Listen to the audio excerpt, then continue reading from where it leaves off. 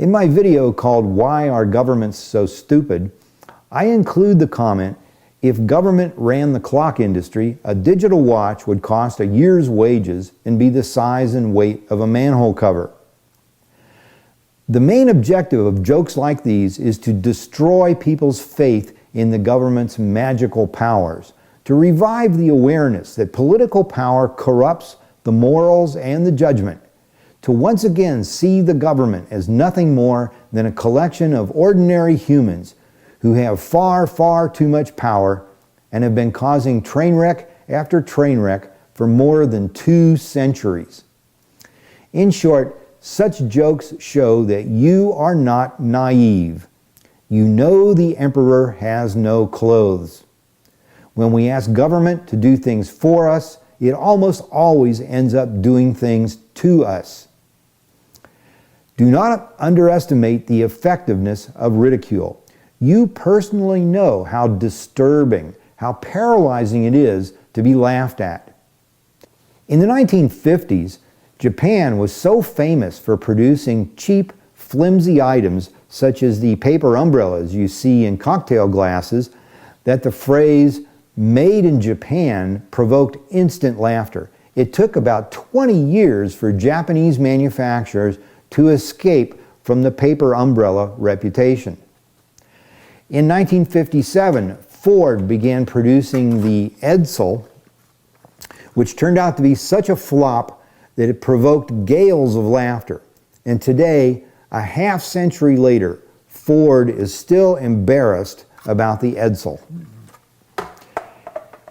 In the Union of Soviet Socialist Republics, every family had a secret treasury of anti-government jokes that was shared with trusted friends. I've been told these jokes played no small part in demolishing support for Soviet socialist tyranny and bringing down the regime. Nothing in human society can stand up against mockery.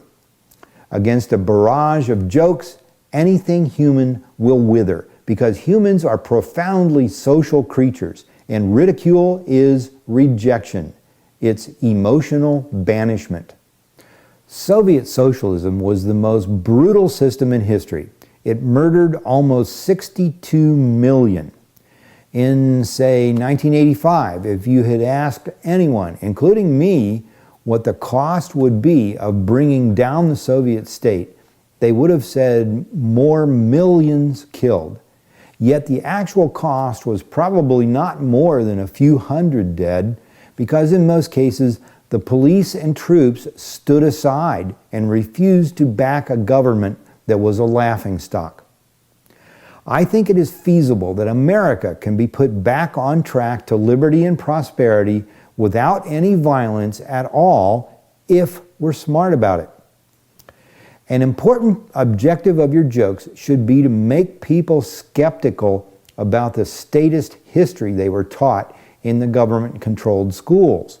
For instance, Alexander the Great, Catherine the Great, Peter the Great, how many millions of innocent people does a leader need to murder for school textbooks to call him great? How do you make up jokes about the government? It's very easy. Just Google ethnic jokes and rewrite them. Italian jokes, Polak jokes, Irish jokes, just rewrite them and turn them into politician jokes, Federal Reserve jokes, Oval Office jokes, Congress jokes, and so on. And post them on the internet. Jokes are viruses.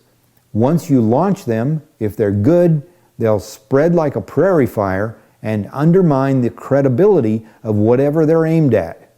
I know from my own experience that a single 10-second joke can be more effective than months of persuasion and argument.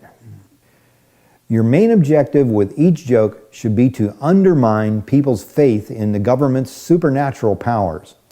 After all, except for their privilege of using force on persons who have not harmed anyone, governments are just collections of ordinary humans. As many jokes as possible must be aimed at political power itself. The idea that the government will be good if it is in the hands of good people is wrong. Political power corrupts. History teaches no clearer lesson, and this power must be kept extremely limited, which is the original purpose of the American Constitution. The enemy isn't really an individual or group, it is political power itself, the privilege of using force on persons who have not harmed anyone. That privilege is evil, which is why it corrupts. So many new laws and regulations are enacted each year that the average American unknowingly commits roughly 3 felonies per day. A felony is usually at least a year in jail. And, of course, ignorance of the law is no excuse.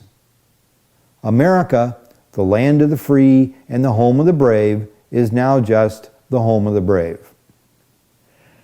Start your own personal Doofus of the Month award.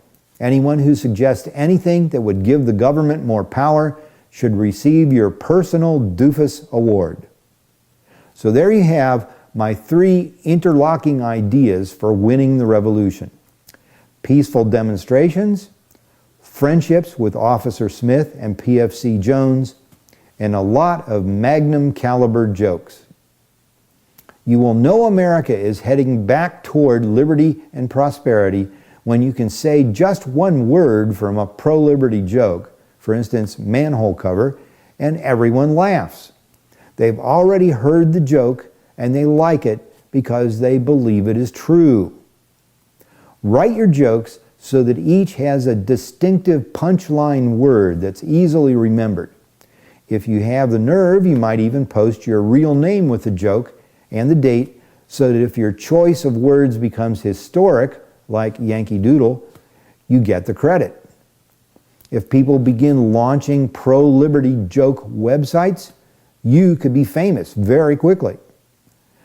I honestly believe the government's credibility is now so fragile that a single brilliant joke could bring down the whole house of cards and return us to the Constitution. So as I said earlier, we are in a battle between good and evil, but something new is happening. I do not remember any other case in U.S. history of Joe and Sally Mid-America turning out in the streets to protest taxes, socialism, and the Federal Reserve. The evidence is growing that there is a revolution coming.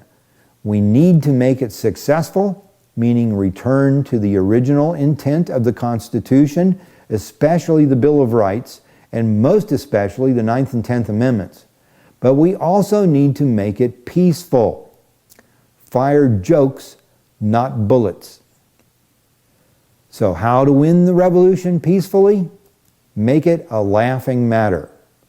Join the ridicule rebellion. If monetary policy were taken away from the Federal Reserve and handed over to Lucy and Ethel, what would we call that? An upgrade. What is the origin of the word politics? It's from the Greek word poly, meaning many, and ticks, meaning blood-sucking insects.